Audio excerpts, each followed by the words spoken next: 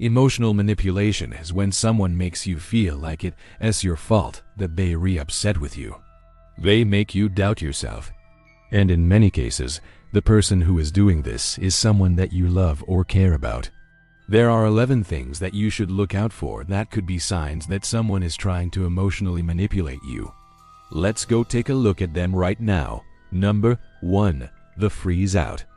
Have you ever been in a situation where you were getting along great with someone and then out of nowhere they start ignoring you? Maybe you haven't said a word to them. You haven't done anything wrong, but their behavior towards you has changed dramatically and they seem to want nothing to do with you. You may try to talk to them and ask what you did wrong, but they either don't say anything or they deny it. It is almost as if you have done something wrong, but they won't tell you what it is. People who use emotional manipulation tactics often employ the freeze out as a punishment. It's also sometimes referred to as the silent treatment, and it can be devastating to the person on the receiving end. Number 2. Smear campaign. Do people often come to you with complaints about another person, only for you to find out later that those complaints are not true? Has someone been going around saying bad things about you behind your back that just aren't true? A smear campaign is when someone spreads rumors about you to damage your reputation. When it comes to emotional manipulation, the smear campaign is an underhanded tactic to turn others against the person that they are manipulating. Once successful, the manipulator will have an army of people on their side that will back them up. This can make it difficult for the person being manipulated to get the truth across. Number 3. Triangulation. Have you ever had someone bring another person into a disagreement between you two? What about having someone else present during an intimate moment? Both scenarios are examples of triangulation. Triangulation is when someone brings another person into a situation for support or leverage. This third person may not even know what's happening. In a disagreement, the manipulator may bring in a third person to take their side or simply to distract the other person. If the person being manipulated tries to express their feelings to the manipulator may respond by saying something like, "Well, I wasn't doing anything." John here was the one who suggested we talk about it. Number 4. The loud voice. Does someone in your life raise their voice whenever they get upset? Does it happen at inappropriate times? A loud voice can be a form of emotional manipulation because it can be used to intimidate or scare someone. Most of us have experienced a raised voice at some point in our lives, whether it was from a teacher, parent, or partner. We may think that raising one's voice is an appropriate response to anger or frustration.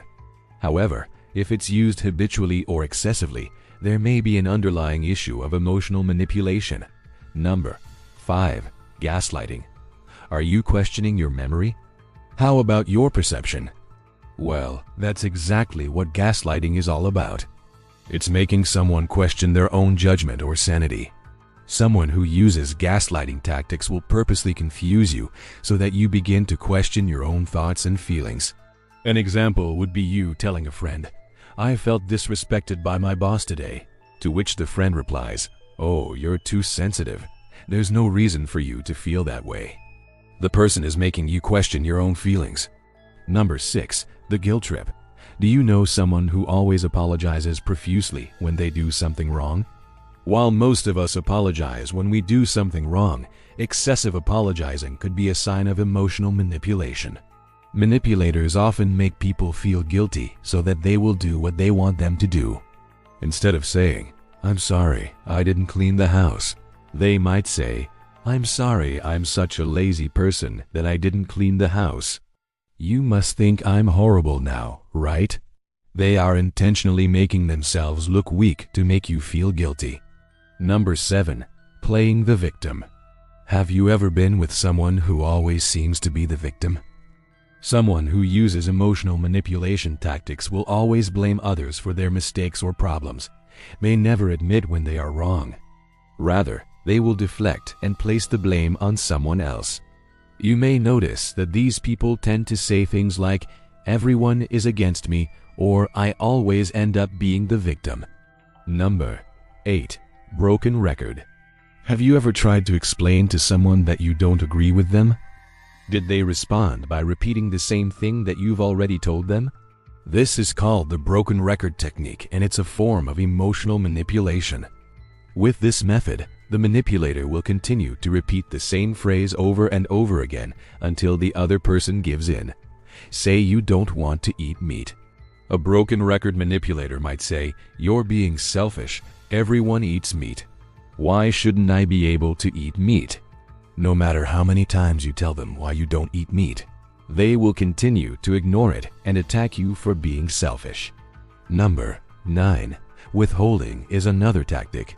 Sometimes people withhold things in order to manipulate you. Withholding is a common form of emotional manipulation where the manipulator refuses to give you something that you want or need in order to get you to do what they want.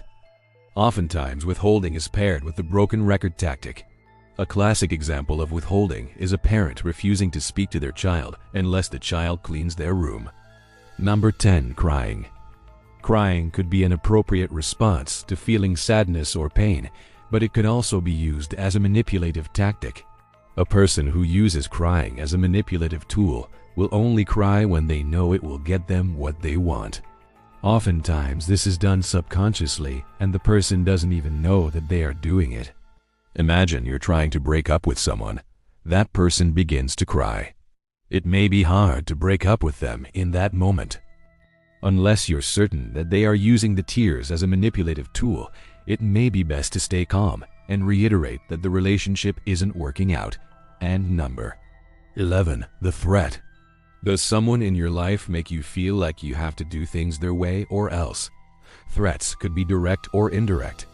Someone who is being manipulated may feel as though they have to do certain things because they are threatened. If the threat comes directly, it may be something like, "If you don't do what I tell you to do, I will never speak to you again."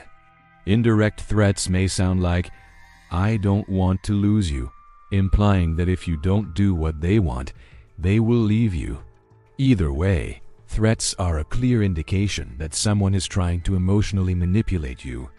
In conclusion, emotional manipulation can be tricky, especially when it comes from someone you care about. It can be hard to determine whether or not what they are doing is intentional. If you notice that someone is using more than one of these 11 techniques, there is likely some form of emotional manipulation taking place. What are your experiences with emotional manipulation? Feel free to share your stories in the comments below. If you found this video helpful, be sure to like and share it with those who might benefit from it. Don't forget to subscribe and hit the notification bell for more new videos. Thanks for watching.